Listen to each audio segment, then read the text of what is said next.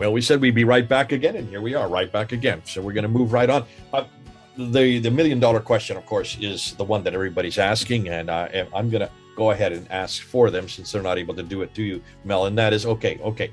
So we don't have any reference for the Dome of the Rock in the 7th century. So when does this finally come? When does this dome? When do we finally hear about it? That the book, the building that we're looking at today. When does that actually come into fruition? Can you help us with that?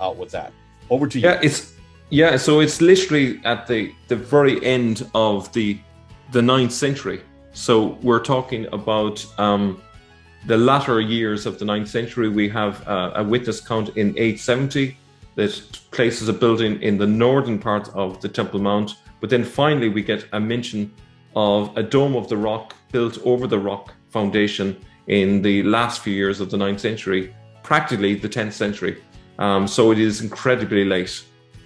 Yeah. Okay, well, you're going to actually introduce some more material taken from A.J. Deuce's well-written article that is up online, and those of you can get it on PDF, The Serpent King. And this is causing a huge amount of furore around the world. A lot of people have been sending it to me. They've been asking me to critique it. I said, we have a guy, Mel, who is actually going through it and is unpacking it. Those of us who don't have the time to read all of J.J. Deuce's, thank you, Mel, for doing that for us. Since what you're doing is you're bringing his research from what he has done over the years, and now you're showing it to us, because this has a huge amount of impact on what we've been saying concerning that standard Islamic narrative and how they got it wrong, because everything we've known about the Dome of the Rock, everything we know about the early scripture has come from the standard Islamic narrative, the S-I-N. And unfortunately, as we're seeing in almost every category, they are fraudulent. So we've gone back to the 7th century. We're back in the 7th century, and we cannot find this building. Well, there is a tower there. We even have possibly a picture of this tower that's 100 feet high and maybe 50 feet wide. But it's in the right place, but it may not even be in the right place that we have today. It may be off to the left, over towards the eastern wall. And now you're telling me that we still don't even have any reference to this structure called the Dome of the Rock. You're saying it may have been introduced in the 9th century. I want to hear more of what you have to say, because obviously I want to see what the history is telling us, not what the standard Islamic narrative is telling us, not what Muslims have been telling us. I want to see what history tells us. So over to you. Okay, let me just go back here. So if we just reiterate where we left off in the last video, we had an image of the temple in a Bible by Charlemagne, and it was basically just a tower. There was no arcades. And what is the significance of that? Well, if this was what Abdul al-Malik made, where are the arcades? If we don't have arcades, it means we have no inscriptions. If we don't have inscriptions, then really we've thrown away the main anchor that we have in terms of determining most of the early history of Islam. However, the Zuqin chronicles suggest little remained by the time of Caliph Mansur of what was called Solomon's Temple. So basically the key takeaway from this is that Al-Mansur turned the temple into a mosque. But when was that? Well, in the middle of the 8th century. So A.J. Deuce says the lineup of primary evidence continues with the Zuqin chronicle of the late 8th century. It makes no mention of the Dome of the Rock when referring to restoration going on in the ruins of Jerusalem. Instead, the chronicle seems to try to say that whatever may have been on the Temple Mount had not been used as a mosque until Al-Mansur. So what does that tell you, Jay? Because we got some serious problems there. Okay, so we're going from a temple to a mosque, and this is not till the mid-8th century. That, from everything we've known about what was happening in the 7th century, and it looked like that this was an internecine conflict between anti-Trinitarians and Trinitarians, many different sectarian Christian groups, Jews as well, but nothing Islamic, and nothing that would be in the form of a mosque. So here now, what you're telling me is that this whole conflict that is happening in the, look at the dates, mid-8th century, at that time, then Islamic imposition is now being put onto what was earlier a temple. And of course, temple mean a Christian temple. Absolutely. So the key thing from the Zuqin chronicle is, he says, he turned the temple, referring to Al-Mansur, he turned the temple into a mosque because the little that remained of Solomon's temple became a mosque for the Arabs. He repaired the ruins of Jerusalem. So if we are looking for evidence of the Dome of the Rock, well, the Zutkin Chronicle doesn't give us that evidence. It doesn't seem like there was much remaining of whatever was there from Abdul al-Malik's time. And if there was very little remaining, really, is there much chance of there being inscriptions? Is there much chance of the mosaics being there? So like what we're being led to believe is we've got a pristine preservation of the mosaics, the inscriptions, pretty much everything on the inner arcade. And yet, contrary to that, a really early witness, the Zutkin Chronicle, says that very little remained of it. So that doesn't really bode well for the argument that that the inscriptions are from the 7th century. But it gets worse. How can a temple be turned into a mosque? As the Zutkin Chronicle says, if there already was supposed to be an Abdul al-Malik era inscription proclaiming Islam and Muhammad, logically, it had to be a mosque to have such an inscription. So what we've got is, we've got a major chronological problem. So the Zutkin Chronicle is saying to us, it was a temple, and then in the mid-8th century, it got turned into a mosque. And yet there is an inscription that seems to proclaim an Islam that hadn't yet happened. It's claiming to be a mosque when it was just a temple, 50 years before the time of Al-Mansur. So we got major problems here. And if I have to go with two competing witnesses, I would have to go with the mid-8th century witness account here. Now, it continues. This one building was first a synagogue and was in the northern part of the Temple Mount. A.J. Juice says, is it certain that the Temple of Solomon is referring to the dome and not another building on the mount? To fixate the dome or the inscriptions onto Al-Malik, this primary evidence would have to be ignored. From the understanding that something else, a temple, had been converted into a mosque, follows that there were not possibly Muslim inscriptions before said conversion. Moreover, the Chronicle appears to mention just a single building, not two. Besides, I will below show that this one building was probably situated in the north of the Temple Mount. Logic of the primary evidence commands that the Sufyanid monument to the east of the Temple Mount had been raised, while the Temple of Solomon may be the Marwanid synagogue. If you think back to our last episode, I mentioned that A.J. Juice believes that there were two separate buildings which he referred to as Safa and Marwa, which are the Sufyanid monument and the Marwanid synagogue in this case. Let me just jump in here, go back, just to help people know who we're talking about. Under the Umayyad Caliphate, there were two families. One was called the Sufyanid family, who came into power from 661. Muawiyah was a Sufyanid and continued up until Abdul Malik took over in around 680. Some say 685, roughly 680. It could be Marwan the first, but there's much dispute as to who is the first. It depends. The Germans think it was Abdul Malik, and he was from Merv. Marwan means from Merv. Merv is way up in Turkmenistan. They then took over power. They were still the Umayyads, but they were another competing family within the Umayyad dynasty. So they take into power, and Abdul Malik is possibly their first, or certainly the greatest of all the Marwanid families. So you're saying that Sufyanid, which would be on the eastern side near the eastern wall, it would be their structure, and the Marwa was referring to Marwanid, which makes sense because it reflects the name of the family itself. Yep. So he goes on to say that the traveler, Bernard the monk, visited the holy city around 870 AD and wrote that the Temple of Solomon is in the north, which houses a Saracen synagogue. It is remarkable that Bernard recognized the building as a synagogue. Christian monks do not usually get confused about such fundamental terminology. Moreover, he places the synagogue to the north of the platform, while the Dome of the Rock sits dead center on the north-south axis and offset to the west. What A.J. Juice is saying is that the place that he puts it does not match the Dome of the Rock. Okay, to place the rock to the north, his description requires that the entire northern half of the platform would have to be built after his visit. So essentially, this is really damaging on multiple levels.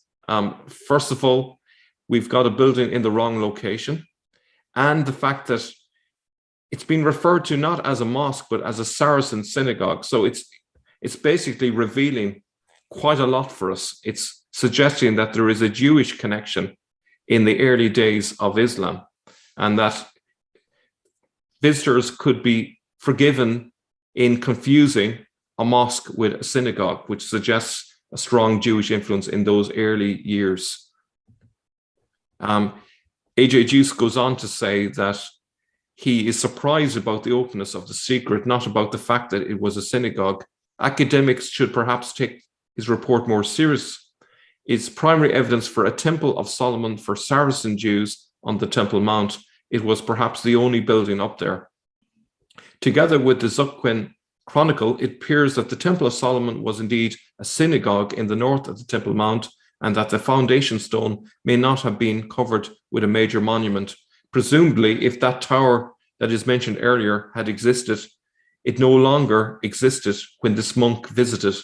He didn't mention any other building apart from this building in the north. Had Abdul al-Malik's Dome of the Rock with gold on the roof existed, he surely would have mentioned it, but he doesn't. And I think this is really damaging. It means that there was no Dome of the Rock yet. There was no inscriptions. There was no arcades. There was no mosaics. There was none of that.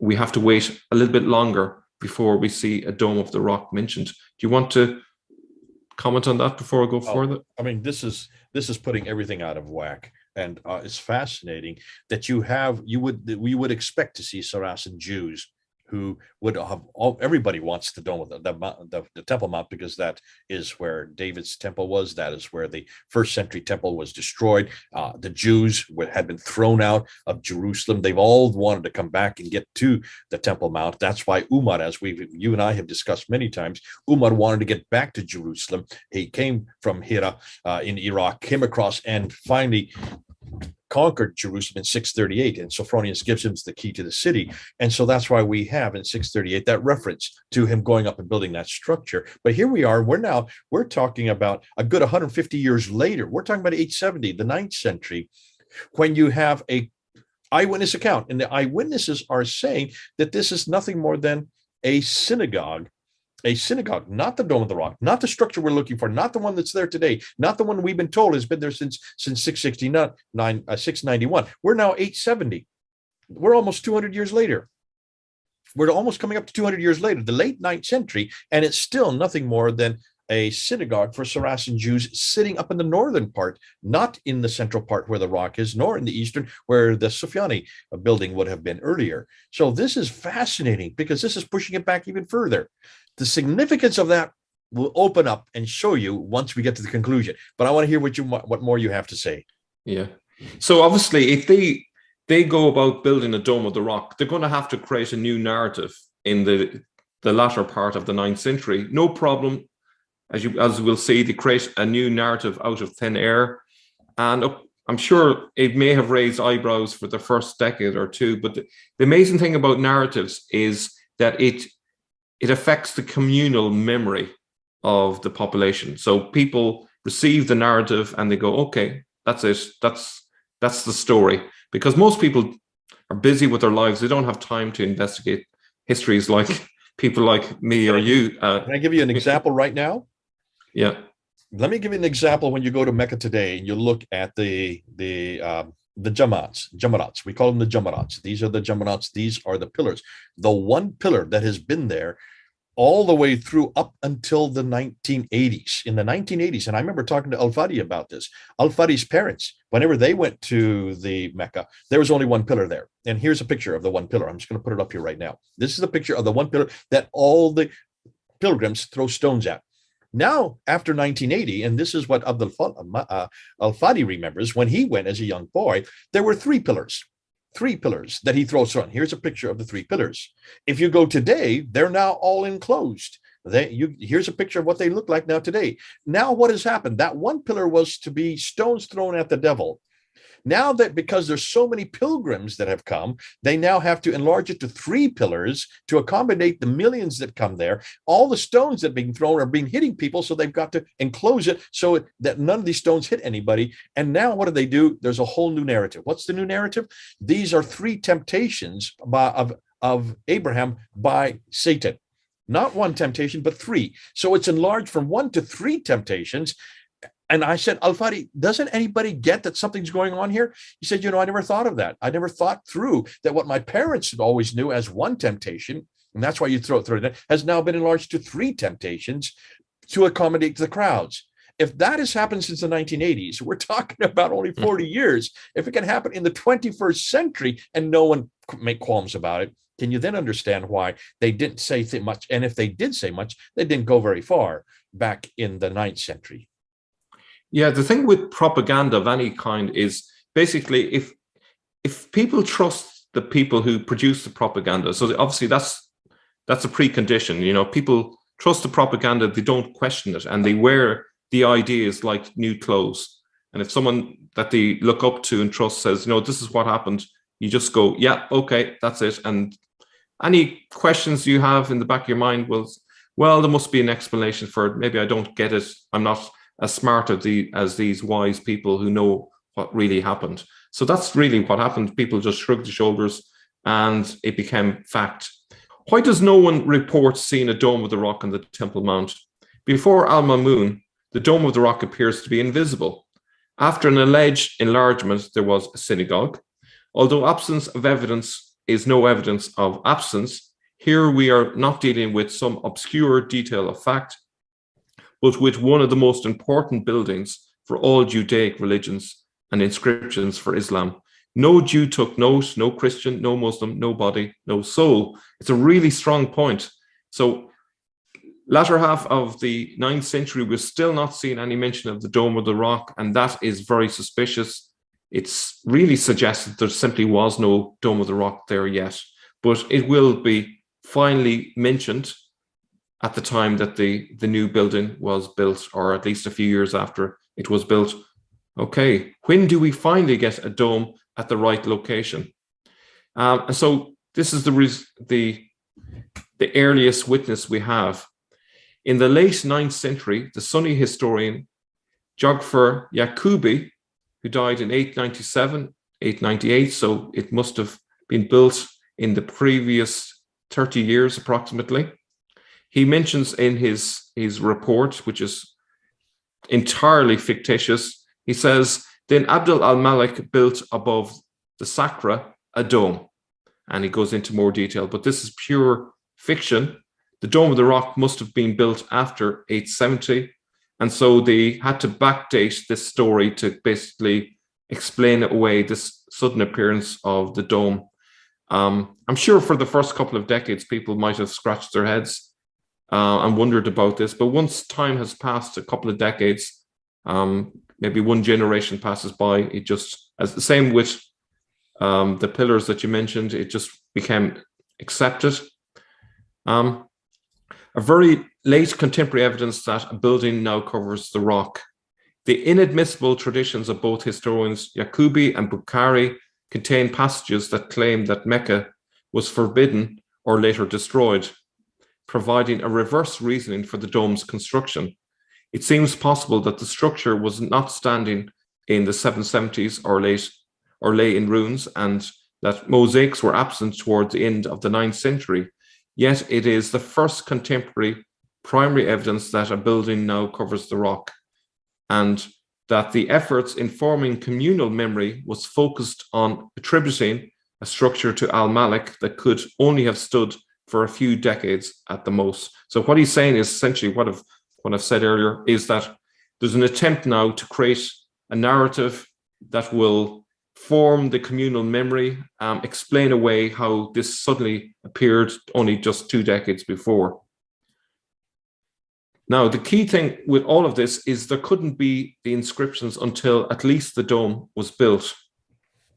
In short, the first prototype for the Dome of the Rock was built between 870 and 897 AD, precisely when tradition starts to creating a new communal memory. Therefore, neither Abdul al-Malik's dedicatory inscription nor al-Mamun's correction could have existed before that time. And for me, that is explosive news. We have a first description of the Dome of the Rock that resembles the building as it stands today at the middle of the Haram area. It does not tell us that it is octagonal or that there are inscriptions, but at least it tells us that there is a dome. This is in the year 903 AD. Ibn al-Faqih al-Hamadani provides for the first eyewitness account that there was a platform leading up to the Dome of the Rock. I'm just going to read the bit that's in red. The edifice of the dome is covered with white marble and its roof with red gold. In its walls and high in the drum are 56 windows, glazed with glass of various hues. Each measures 6 ells in the height by 6 spans across. The dome, which was built by Abdul al-Malik ibn Marwan, is supported on 12 piers and 30 pillars. It consists of a dome over a dome, that is, an inner and an outer, on which are sheets of lead and white marble. To the east of the Dome of the Rock stands the Dome of the Chain. Now, the problem with all of this is, as we saw, there was the monk that visited the site in 870. Is it possible that a monk could have gone on top of the Temple Mount, saw a synagogue in the north, and somehow mysteriously didn't see a golden dome right there in the middle of the Temple Mount? That's what we're expected to believe. So I think this is highly suspicious that this is a fabrication that's been written to explain where this Dome of the Rock has suddenly come out of. So in conclusion, our earliest reference to a Dome of the Rock, i.e. a dome over the Temple Mount foundation, is in the late 9th century. Multiple witness reports that prior to this, there was a mosque at the eastern gate, and then there was a Saracen synagogue at the northern end of the Temple Mount. There is a possibility that a tower existed for a time over the rock, if the codex can be reliably interpreted that way. But even still, that doesn't have any arcades, which are where the crucial inscriptions are located. The evidence would suggest that the dome is a 9th century creation, and that the inscriptions, including a dedication to Abdul al-Malik, can't be from the 7th century.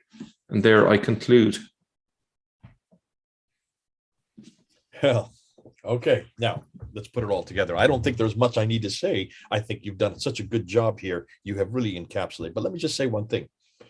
Remember, Mel, why was the dome so important? Why are these inscriptions so important? Well, these inscriptions are the first time that we really see the Shahada. Remember, we don't have the Shahada in any structured form until the Dome of the Rock. Now, and that's La ilaha illallah, Muhammadur Rasulullah. That means there's only one God but God. And there's Al-Sharkatun is also in there. Remember, Al-Sharkatun, which means there is no associates. And Muhammad, or the Muhammad, the blessed one, the praised one, is the nothing more than a messenger of God. So that's why the Shahada, though it's not the Shahada we have today, it's still a Shahada that it was introduced in the Dome of the Rock, 691. That's what we've always thought. So there you have the reference to the Shahada, you have the reference to Muhammad. Further on, you also have reference to Muslims. Those are the three things we've been looking at because we suggested these were introduced at the time of Abdul Malik. Not a Muslim Shahada, nor a Muslim Muhammad, nor a Muslim the people, because we didn't, at this time, these were just being formed. Nonetheless, it was such an important structure for this, was it not, Mel? Yeah, this is the primary evidence the Muslims have to prove that there was an Islam in those early years. And you throw out this evidence, what have they got? You know, they haven't got really solid evidence until much later for the existence of Islam. And 2 centuries later, you're talking between 870 and 897. That's even after Ibn Hisham, that's after Al-Waqidi, this is after Al-Bukhari, after Sahih Muslim. I mean, you're talking, and the first really description of it is not till 903. So you're coming into the part similar to where Al-Tabari would have been writing. So you're talking about when the standard Islamic narrative was being created is when this building is being put together. If we have to wait that late to get the Shahada, that late to get the Muhammad, and still a deformed Shahada, not the one that we use today, then there's all kinds of questions suddenly rise up. all kinds of questions, because we're going to have to push everything back another 2 centuries, because it's that those inscriptions there are on the ambulatories that are the ones that we've always been going with, and they're ones that Muslims have been going with, and that everybody's been going with. But they did not exist in that earlier structure. Even the earlier structure that's on that tower that you're talking about that could have been there during the time of Abdul Malik, those don't have the ambulatories, which is where the inscriptions are from. There was a building there, but even that somehow got torn down and replaced with these 2 other structures, one on the east, one in the north, one for the Sufyani period, one for the Marwanid period. And that not till really the 9th century, late 9th century we're talking about, and that this finally got the building that we're looking at today. I would also point out that, in that last description from 903 AD, there's irrelevant details about windows and sizes and so forth. What we're not seeing is any reference to an inscription. Surely the Shahada, a reference to Muhammad, would have been a big thing to include, even if a tiny part of the inscription, to mention it as part of the description. Nothing about that. Nothing about the mosaics, nothing about that key inscription. It's incredible that it's not mentioned. And that's, I think, very damning. If there was that inscription there, that would have been massively important in terms of for propaganda purposes, if for no other reason, to mention that, and it's not mentioned.